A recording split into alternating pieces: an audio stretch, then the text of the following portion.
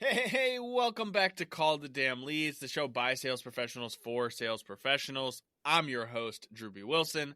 With more than 2 decades in sales, I've seen it, been through it, heard about it. Now I'm bringing it to you, my favorite people in the world, the sales community. Because let's be honest, this is the greatest job on earth.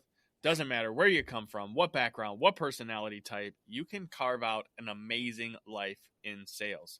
Now, today's guest is no stranger to the journey. I know he's got quite a few things he's going to share with us today. I'd like to welcome my friend, Mr. Dale Kershner. Welcome. I'm happy to be here. I'm honored to be here. This is going to be fun.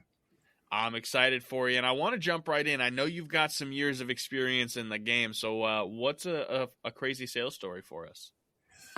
Let's see. Okay, so I think the most rude awakening story that I can share is when I was starting out many years ago. I was working for a company and I was selling computerized fire detection systems to lumber mills, which is not a typical one, but hey, it was out there. I remember having my blazer jacket, my tie and shirt and slacks, and driving up to the security gate at Willamette Industries. And this is in Oregon, just for people who need to know that. I drove up to the gate and the security guard steps out, comes to check my credentials, and looks at me and he said, so what are you here for? And I said, well, I'm meeting with, the plant manager and we're going to discuss fire detection systems. And he said, no. Well, what do you mean no? I said, I should be on the schedule. And he said, no, you can't meet him looking like that. I said, I don't understand. He said, look, he's going to kick you out of his office within 10 seconds of just looking at you. Tie? No way. Jacket? Forget it. Slacks? You must be kidding me. We're a lumber mill. So I go, oh, okay. Well, could you please let him know I'm going to be late because I have to drive into town and buy new clothes. And so he said, yeah, I'll let him know. And so I drove into town, found a Western store and grabbed myself a pair of Levi's and a flannel shirt and, got redressed, went back to the mill. He said, yeah, that'll work. He said, it's a little crisp, but yeah, I think we could overlook that. So I go in there, had a great conversation with the guy, sold him the system. It all went great, but really got an education instantly in you have to be appropriate for your audience in every possible way. That was also when I had to learn to use expletives in my sales pitch, or he couldn't understand what I was saying.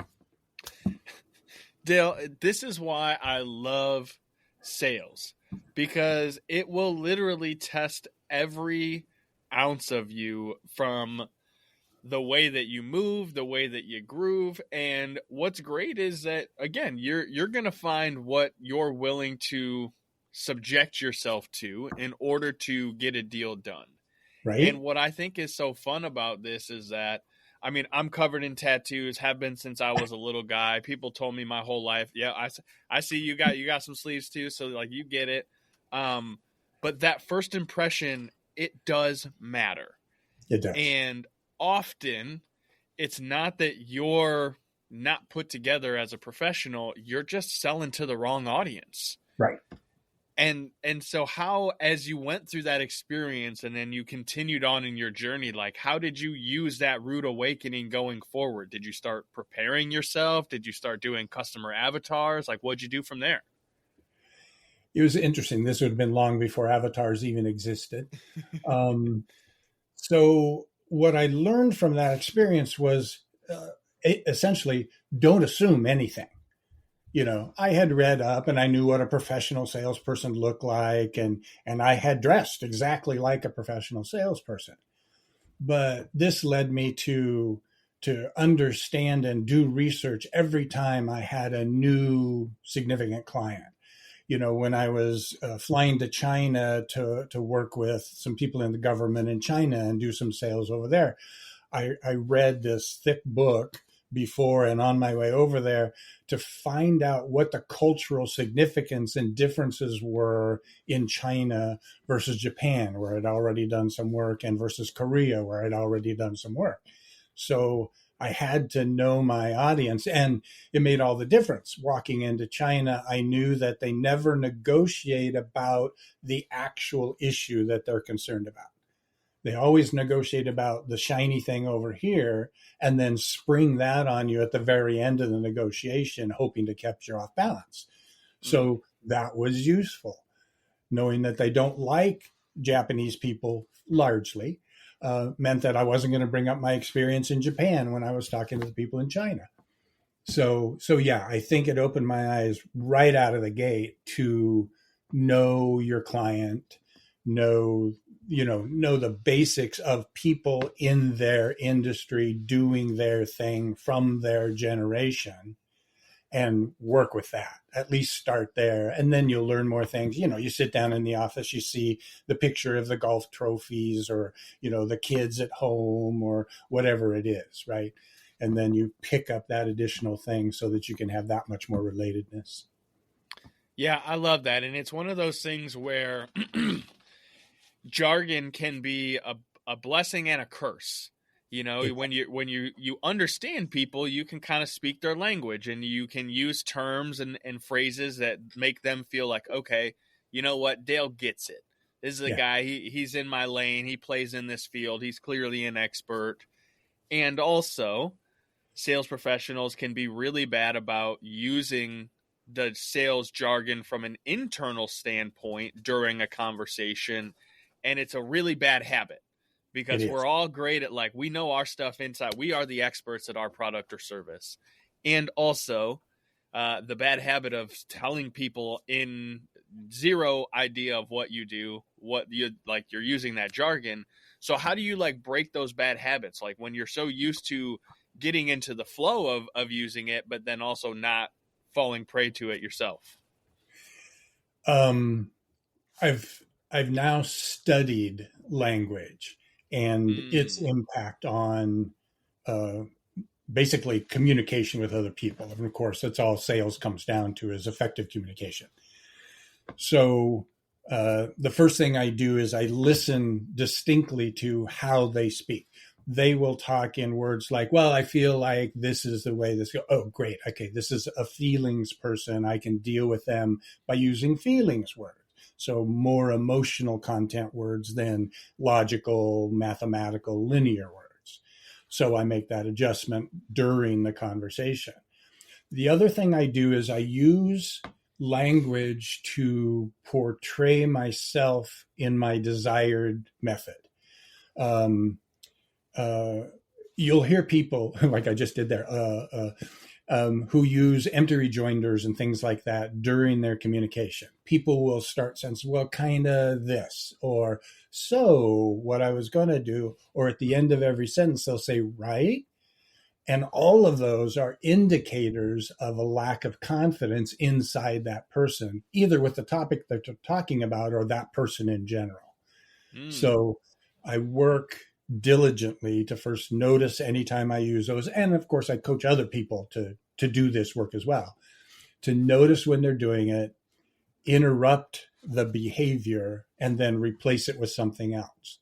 And the shift in just perceived confidence, not even actual confidence, is dramatic when you drop all of those things out of your conversation and just say the words you intend to say. I love this, and I want to go deeper with it, because this is something I too have studied.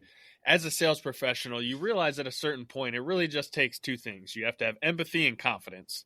Can I genuinely care about this person enough to listen to what they have to say and be confident that our product or service can help them? The rest of it is communication. And I love how you had mentioned, they used a word like feel. Oh, great. They're an emotions-based person. They like feelings. Great. You can take it a step further, and some people have to think about it. Some people want to see the document. Hey, can you tell me more? You can Right. listen and people will literally tell you, are they more like a visual person? Do they like the logic based type information? Are they someone who just gets into the vibe or it's so many layers to the communication aspect. And when you become Yes. an expert at it, you start learning how to run the same script and process that you would normally, and then layer in those different types of communication. How did you how was that discovery for you? How did you decide, like, I'm going to go deep on studying this terminology and language barriers? It came. I'm hungry to know things in general. So it's not hard for me to push a little further and dig a little deeper. The human animal always has been the most intriguing thing for me. When I started out in sales, it was because, well, I need to win at this game. So I need to understand people to the point where, you know, even if I don't feel confident, they have to feel I feel confident. Mm. And I have to be able to relate to them. You know, if I hate golf, I have to know enough about golf to talk golf because they have a golfing trophy on their desk. That's just the rules. And so I would learn as much about as many different things, or at least enough about as many different things. I don't care about the Final Four in college basketball, but I learned about the Final Four, especially since I was in the city where that was going to be held, and I knew that might be part of the conversation. So I had to know the teams that were playing, you know, that whole thing. And then, you know, it's simple. Oh, is that your daughter? She's lovely. And that's easy. But when it comes down to studying, I don't know if there's a couple, a dozen, or a million different communication styles. I think everyone uniquely has one. But you can listen for categories, like you mentioned, right? The feelings versus the logical linear person. And there are word choices or structural giveaways, things like that, that'll let you know, oh, this is mostly who I'm talking to. Mm. So I went and I studied. My degree is in rhetoric and communication. So, you know, we started there. I was captain of the debate team, so I had to learn how to not only understand the other person's language, but use it against them. So that was helpful. And then I just jumped into like behaviorism, um, human responses, different languages from the standpoint of actual different languages from different nationalities and their structures. And out of all of that, I guess, pulled out my own theory of language and communication. And then spent the last 43 years honing that and utilizing it and failing at it and then succeeding at it. And, you Well, know, isn't until that's the whole something works. cycle though? You got to fail at it so that you can get better at it. Yeah. And one of the things that I find so interesting, especially from perspective of sales, which, let's just be honest, you guys. Well, this is a sales show, and I know a lot of you that are listeners are professionals and entrepreneurs, but this applies in your personal life as well. It's Communication, all sales. persuasiveness, it's all sales. Your It's kids all. convincing you to let them have the snack at night, that's sales. Your Oh, wife and there convincing you too. to do the thing to get the dog, sales.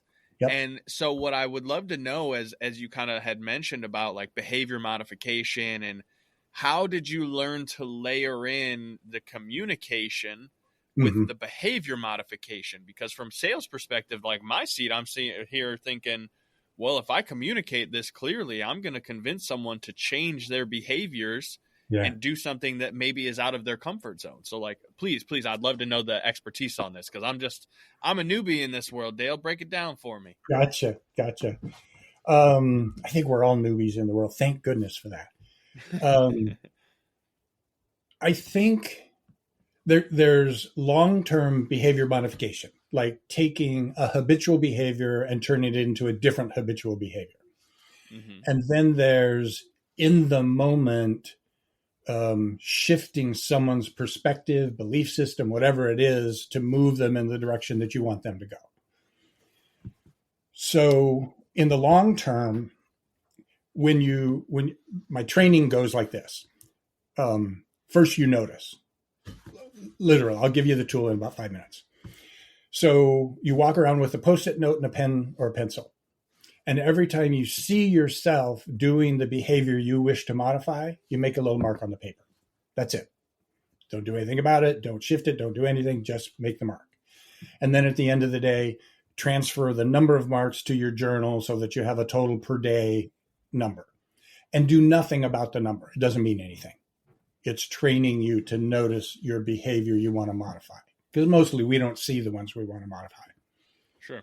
So the second stage is then after you've done that for at least 7 days, then you first notice, make your mark, and then you interrupt. So you do something physical, snap your fingers, touch your ear, touch the inside of your other wrist, something physical, which interrupts the behavior pattern the way it was going to go. And that all comes from a study in neuroplasticity and how the brain works and retraining synapse firing and all that. But that's the short and sweet of it. That's so the nerdy stuff that we love that we could probably talk about forever. But sorry, forever. Go ahead. Yeah, trust me. But you do that. You do something physical, and that interrupts the flow. So your brain is now sitting there going, "What? What are we doing?" And then the next thing you do is you take 3 deep cleansing breaths, which just empties the space out and gives you literal a vacuum to fill with something. And then in that moment, you take your desired new behavior and substitute it for the one you're correcting. And you do that then 10,000 times. At the end of 10,000 times, you have a new behavior. As someone who was very overweight as a young man and has learned to retrain myself to understand that it is the reps that create the result.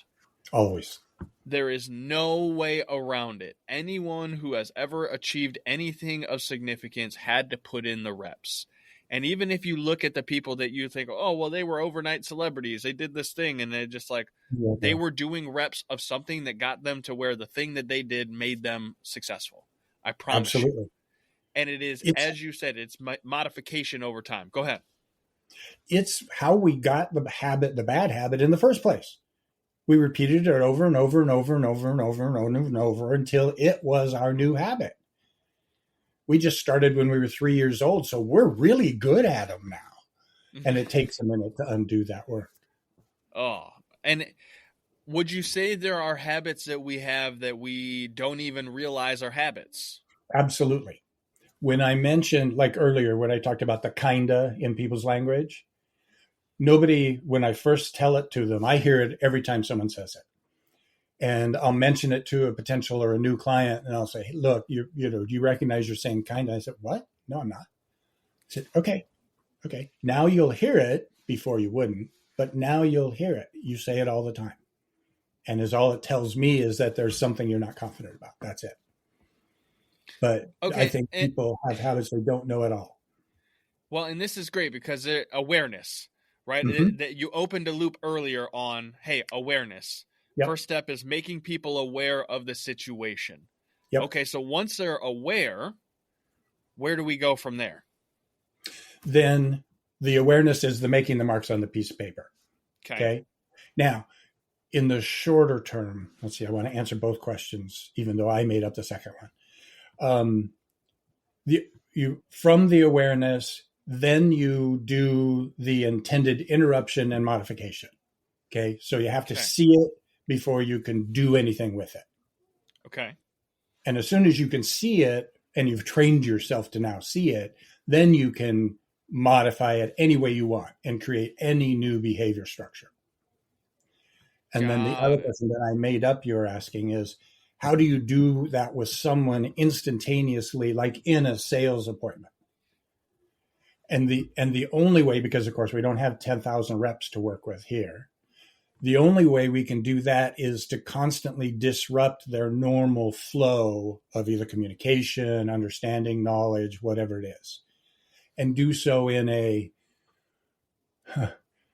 dramatic but not offensive way. Anyone can disrupt anyone and piss them off instantly. Mm. The point here is to have them see a new way to think without them going, well, wait a second, I'm not okay with that. So I do things like I change the tempo of my speech. Like I'm going along at a certain rhythm, and then every once in a while I just do this inappropriate pause in the middle of what I'm saying, and it just catches their attention, and they have to deal with something just happened here. Another one is to use unusual words, meanings, and so forth for what they normally expect. Let's see, using the golf example before, you're talking about golf, you're building a relationship with them over golf, and then you say, and I got to let you know, I hate golf. I just hate it. I've done it. I can get the ball down the fairway, but I hate golf. It makes my brain numb. And I get that you might love it and it's wonderful and it fulfills something in you, but I just needed to let you know that it's not my favorite thing in the world.